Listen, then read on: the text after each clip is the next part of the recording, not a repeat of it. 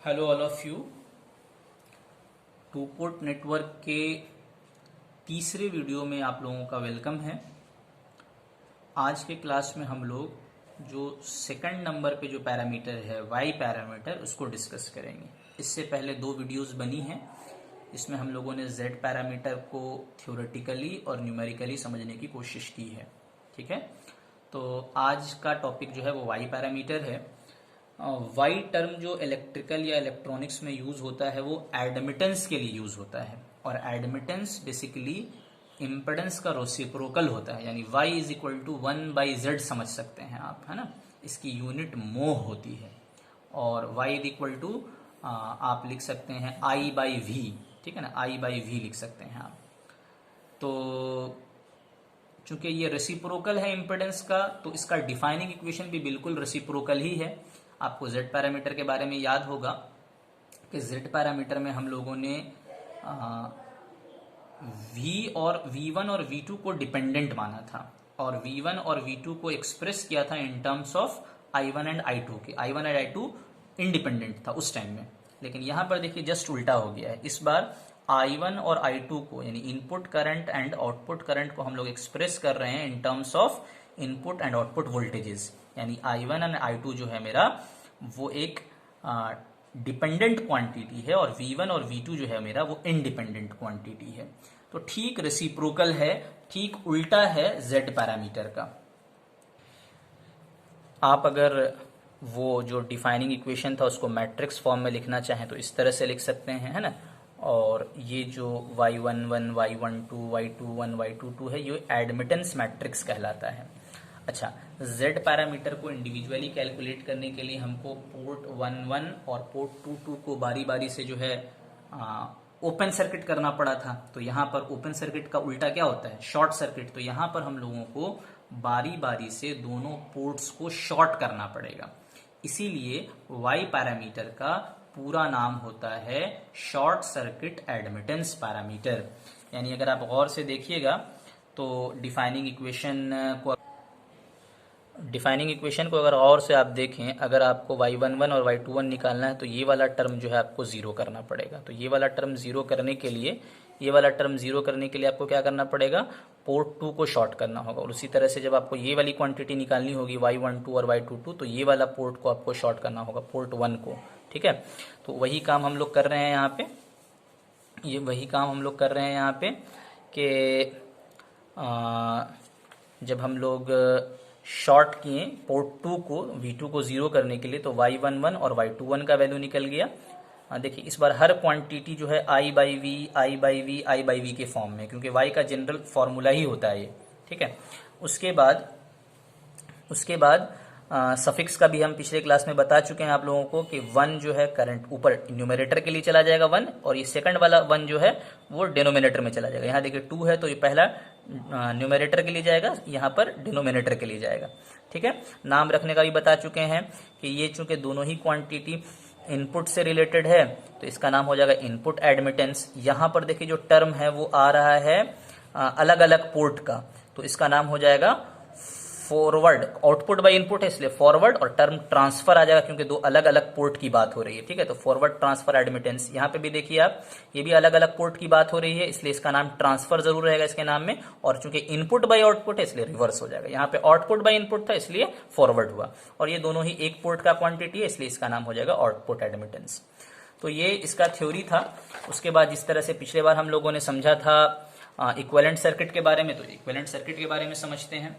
ठीक है, तो ये मेरा डिफाइनिंग इक्वेशन है। इस बार गौर से देखिए आप, LHS में अगर I1 करंट है तो ये दोनों टर्म भी करंट ही का होगा, और ये I2 अगर करंट है तो ये दोनों टर्म भी करंट ही का होगा। इसका मतलब है कि आपका दो करंट ऐड होके एक करंट बना रही है, यानी करंट डिवाइड हुई होगी तभी तो ऐड होके तीसरी करंट बन रही। तो इसका मतलब है कि ये पैरेलल नेटवर्क रहेगा। Z पैरामीटर में देखिए वोल्टेज डिवाइड हुआ था, मतलब सीरीज का केस था, तो सीरीज नेटवर्क बना था। यहां पर पैरेलल की बात हो रही है। ठीक है, तो हम लोग पोर्ट 1 की अगर बात करें तो I1 टोटल करंट था, इसको हम लोग डिफाइन, देखिए यहां पे देखिए y को आप 1/z समझ सकते हैं, तो v/z I ही होता है। तो ये इंडिकेट कर रहा है आपको कि ये अपने आप में एक करंट का टर्म है। तो हम लोग क्या कर दिए, V1 इंटू Y11 ये वाला करंट, इस करंट का वैल्यू मतलब इस करंट का वैल्यू जो है वो V1 इंटू Y11 है, ये वाला करंट हो गया। लेकिन इस टर्म के साथ एक खास बात है, करंट I1 है, इनपुट करंट है, लेकिन वोल्टेज जो है वो पोर्ट 2 का है। मतलब फिर से ये डिपेंडेंट क्वांटिटी के बारे में बता रहा है। इसका मतलब क्या हुआ कि ये एक करंट सोर्स तो है लेकिन वोल्टेज कंट्रोल्ड करंट सोर्स है, इसलिए इसको हम लोग वोल्टेज कंट्रोल्ड करंट सोर्स के रूप में लिखे हैं। ठीक है, तो ये I1 is equal to this current plus this current, ये समझ में आ गया। उसी तरह से V2 के बारे में हो जाएगा। V2 के बारे में क्या होगा कि आपको यहाँ पे भी देखिए ये वाला टर्म जो है ये इंडिकेट कर रहा है कि ये एक डिपेंडेंट सोर्स है। क्यों? क्योंकि करंट आउटपुट वाली है, आउटपुट करंट I2, लेकिन वोल्टेज इनपुट वाला है, यानी वोल्टेज कंट्रोल करंट सोर्स। तो वोल्टेज कंट्रोल्ड करंट सोर्स हो गया, है तो ये करंट सोर्स ही लेकिन वोल्टेज कंट्रोल्ड है। और ये तो सिंपली V इंटू वाई, कभी भी V इंटू वाई करंट होता है, याद रखिएगा। Y का वैल्यू आप 1/Z रख के वाला फॉर्मूला डिराइव करके खुद से भी चेक कर सकते हैं। तो ये वाली करंट, ये करंट प्लस ये करंट के बराबर है। तो hope so you have understood this equivalent circuit. अब इसके बाद हम लोग एक न्यूमेरिकल डिस्कस करेंगे। आज के सिंपल सा पाई नेटवर्क है, यहाँ पर वैल्यूज दिया हो सकता है आपको, कुछ वैल्यूज यहाँ पे हम लोगों ने जनरल टर्म मान लिया है YA, YB, YC। ठीक है, अगर आपको ये सब वैल्यूज नहीं भी दिया हो किसी भी न्यूमेरिकल में तो आपको क्या कर लेना है, प्लस माइनस V1 मान लेना है, प्लस माइनस V2 मान लेना है। ये करंट I1 है, ये करंट I2 है। अब हम इसको सिंप्लीफाई करने के लिए आप इसको शॉर्ट करके फिर इसको शॉर्ट करके भी बना सकते हैं। आगे आने वाला न्यूमेरिकल हम लोग उसी तरह से बनाएंगे, लेकिन इसको हम लोग डिराइव कर रहे हैं। वहां पे हम लोग Z पैरामीटर में हम लोग KVL लगाए थे, यहाँ पे हम लोग KCL लगाएंगे। तो हम जानते हैं KCL क्या कहता है कि ये इनकमिंग करंट जो है वो आउटगोइंग करंट के सम के बराबर होगा। तो हम लिख लिए I1 is equal to I3 plus I4।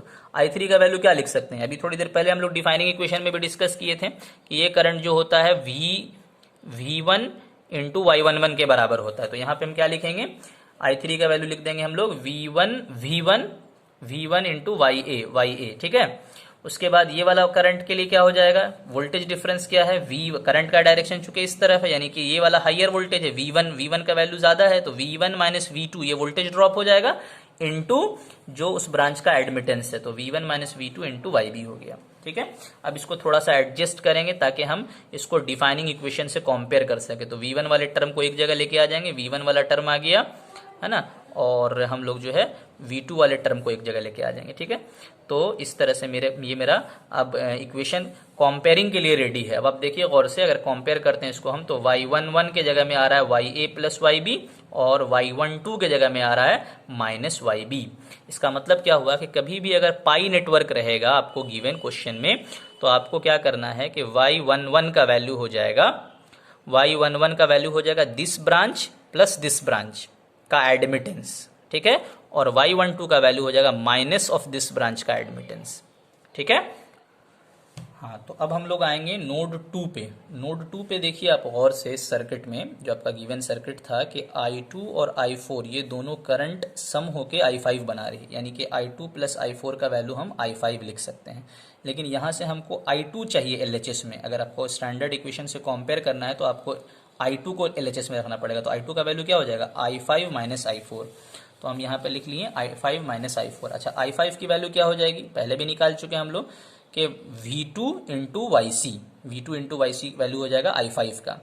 उसके बाद माइनस का साइन है, माइनस का साइन दे देंगे।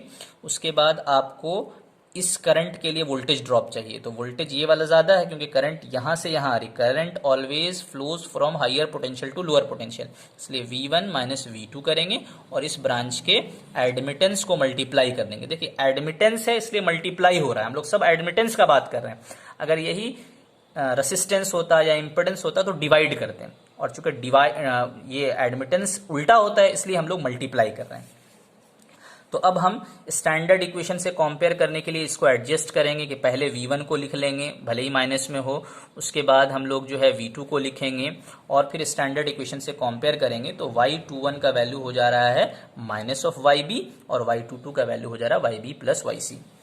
सो लब्बो लुबाब ये है, समरी ये है कि पाई नेटवर्क में, अगर आप पाई नेटवर्क की बात कर रहे हैं तो पाई नेटवर्क में Y पैरामीटर निकालना बहुत इजी है।